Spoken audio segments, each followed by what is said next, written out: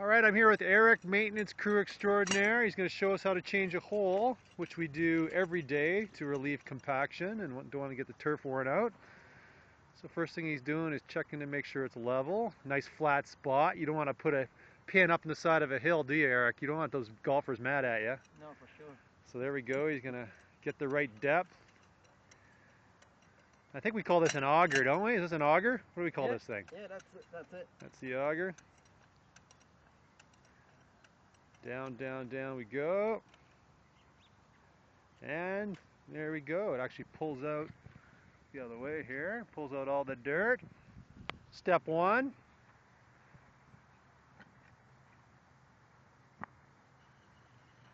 Step two, he's going to flatten out the bottom because he's going to have to get a cup in there.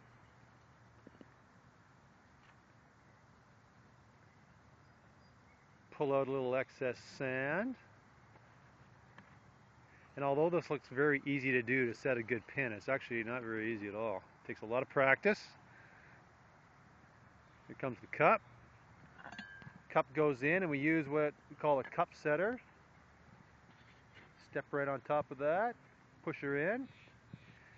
And the key here is you want to make sure the cup is deep enough that the ball doesn't hit the edge of that cup and bounce right out. If the cup gets set too high, the ball can actually bounce out when the ball's going in.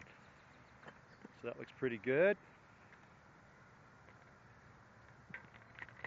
Put the flag in, going to check and make sure it stands up straight. You don't want to have a big bent flag standing up from the middle of the fairway.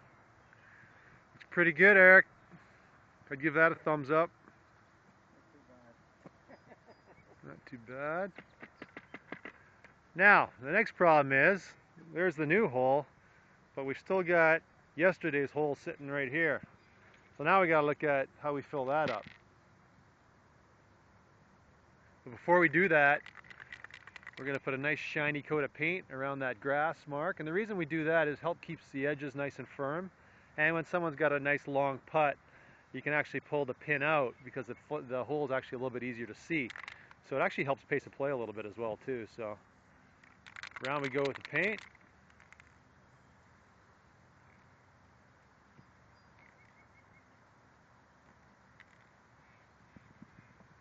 And there you go. That hole looks like it's ready to make birdie putts on, doesn't it, Eric? Yeah, it looks like. Looks good. Now, next step. We got yesterday's hole. So we got to remember, we got the augers full of dirt from the first hole we cut out. We got to pull out yesterday's cup. There we go. Little tool for that. Now, this comes a real important part right here. You're going to see he's going to put the plug back in, but it's really important that the plug is flush to the current green level, because if it's too low, you're going to get a big bump in the green. And if it's too high, the plug's going to be above the green height, and when the mower goes over, it's going to scalp it. So back in goes the plug.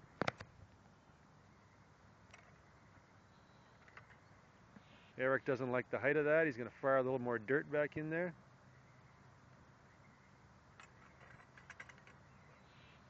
Again, make sure it's level. Push that dirt back in. And there you have yesterday's hole with the plug. Step on top of that, flatten her out a bit.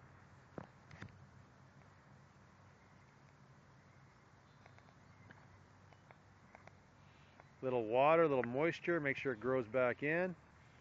This is critical because if you don't do this right, you can have 20 or 30 of these old marks on your green, and you don't want any part of that. And check that out. Can't even tell where it was. Eric, nice work, buddy. Way to go. I'm heading to number 13 now. All right. Have a great day.